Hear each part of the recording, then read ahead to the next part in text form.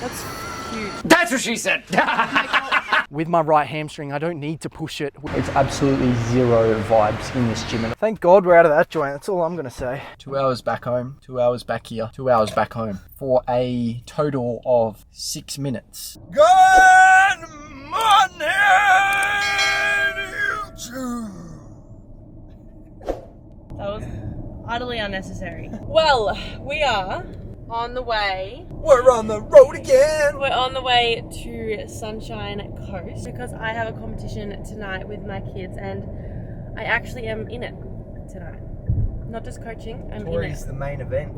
We have to be there midday and we're going to arrive at 8:38 in the morning. Please explain. Please explain. Well, I have to get ready. In the meantime, I'm going to take you guys through a deload week, sort of explain the process behind that.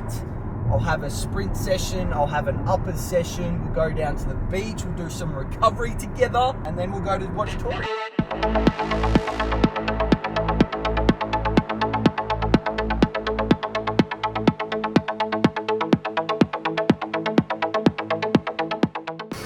That's huge.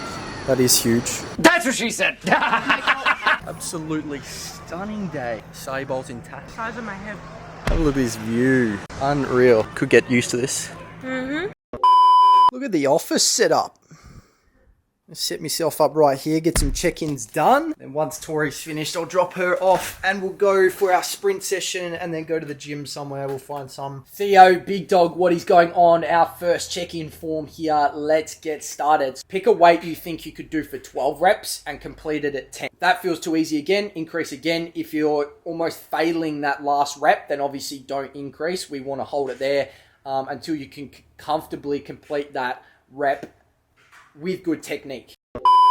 We are at a soccer club actually, a little bit of the scenes. And I tell you what, it's bloody warm today. It's like 26 or 27 degrees, so the shirt will definitely be coming off. And we'll probably be getting a nice tan while we're at it, so let's go get this session. Let's get this sourdough bread, Luke Verrucchio. Only sourdough, nothing else. The body is definitely still feeling quite sore from lower body the other day, so I'm gonna do a bit of an extended warm-up, get the blood pumping, get moving, and then we'll get stuck into our sprints because my hamstrings, my glutes, my quads. Damn girl, let's go.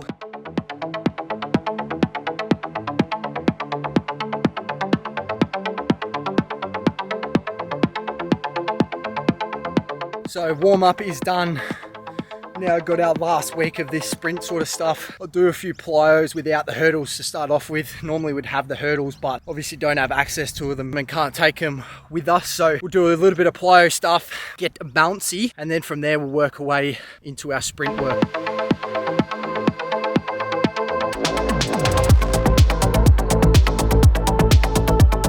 Plyometrics complete. Now we'll go into our sprint. So we've got deload week this week, which basically means just cutting back the amount of sets and reps that we're doing. Not cutting back the intensity by any means, because we still want to keep that intensity high so we can get that stimulus for speed, power, strength, hypertrophy. So we don't want to necessarily cut out the intensity, but it's more so just dropping back a set, a rep or two to keep the quality focus high.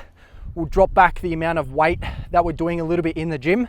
More so with our triphasic and our strength block work, that'll be dropped back, but the hypertrophy sort of stuff, we just drop back a set and then I'll keep the intensity that I'm doing. So the aim of this is to basically just refresh the body a little bit, allow it to recover and adapt.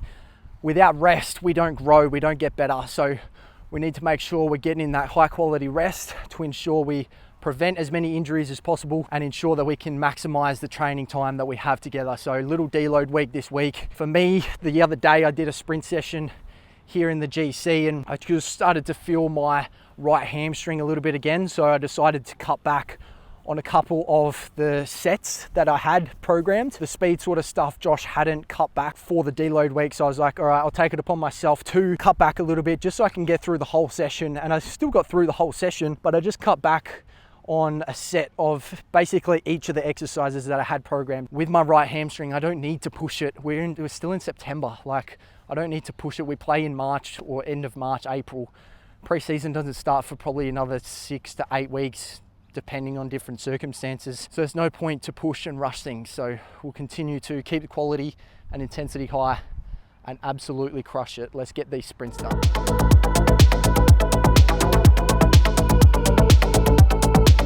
So I dropped off a set of the falling sprints. My hamstring's feeling good, but I just want it to remain feeling good. So that's the most important part.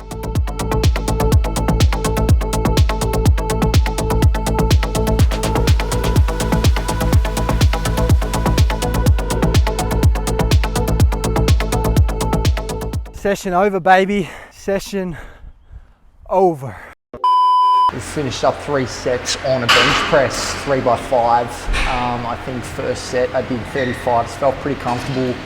Then I did jump straight to 40s because 35s felt so comfortable, and failed that on the 5th rep. So I went down to 37.5s and finished off my 6 reps on there. We now have a dumbbell shoulder press and an L raise combo. It's absolutely zero vibes in this gym at the moment, but hey, we've got to get it done.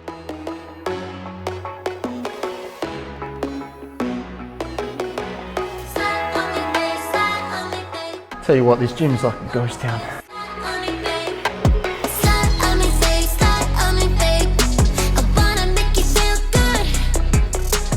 Finishing off with some core work, got some oblique sort of stuff, so we're doing some landmine rotations, some side plank hip dips, and that'll finish us up for the day. Get me out of this shithole. Whew. Thank God we're out of that joint, that's all I'm gonna say. Session is complete, push session is complete. Second session of the day, done and dusted. I wanna have a little chat with you guys. As a footballer, these days, you have to be an athlete more than anything. Like skills, yes, they're important, but they're not as important as they once were. If you're an athlete now, you get an opportunity. The one thing that probably, not a regret because I didn't even know at the time, but I look back on now and reflect and be like, that probably stuffed up my speed ability, because what happened was when I was in primary school, I was relatively quick compared to the other people. You know, like sports days and that sort of thing would have 60, 80 meter races, and I would be either winning or in the top 3 of those. Then it got to like year 6 and 7 and you had to do an 800 meter run for the school, just as, I don't know, people are lazy these days. So the school's trying to get you to do running and that sort of thing. And I actually won the 800, and one of my mates was like, oh, maybe you should consider doing more of those. You're quite good at them. So I was like, oh, okay, yeah, why not? And then all of a sudden I just lost sight of actually like sprinting fast. Like I'd always, whenever I compete at sports days and those sorts of things, it would just be the long distance events, and I started to get slower and slower as I got to year 7 and 8 and those sort of things. And it comes down to one reason. It's because I never practiced sprinting. I never really sprinted. Like apart from football, even then, sometimes you don't get to your top speed. So if you don't get to your top speed in training or in the football game, like you're just not going to hit your top speed at all, maybe for that whole week. And it's so important to continue to sprint once or twice a week to maintain or improve on your ability to sprint. So I feel like that almost held me back a little bit and forced me to slow down. And when I got to under 18s, I again never sprinted because I was always doing those middle to long distance sort of runs. So if you're a young kid out there and you're wanting to make the AFL, my number one piece of advice would be to make sure you are sprinting at least once or twice a week, because when you get older, it is harder to get quicker. If you're younger, it's easier to continuously improve, but if you don't sprint, you're not going to get better at something you don't do. So that would be my number one piece of advice. Snack time, couple peanut butter and jam wraps. The only thing I've eaten today is a acai bowl, so this will go down an absolute treat. I'll probably have my protein shake with this. Talk us through what happened. Look, we just had a few mistakes, but these things happen and you live and you learn. Everyone makes mistakes. We're only human. What can you do? But we came first. He still came first. Still came first. We made it to the gala, so we're back here on Sunday. But we're driving home tonight, and then we're going to drive back tomorrow after the event that I have and Jackson's training. Chill out here Saturday afternoon, and then compete Sunday.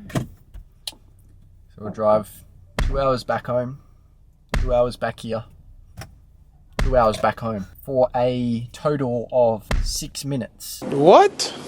No, 8 minutes. 8 minutes. Anyway, we've got a breakfast dinner of champions. We've got a protein cookie. we're still 2 hours You from have a home. protein shake. Protein shake, apple, and we won't show you the treats. I'm not having treats. Oh, 'cause I'm a Tori's not girl. having treats. Let's drive home.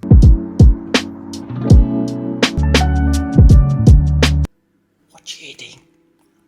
Rice and barbecue sauce.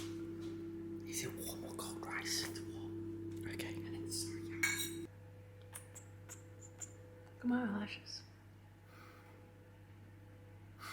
I could fly away with these things. Say goodnight. Goodnight. And goodbye. Because it might not be goodnight when they're watching it. Oh, goodbye. And say stay, please. Stay. No, that's too close. Let me do it again. Stay. You've got to hear it. Stay.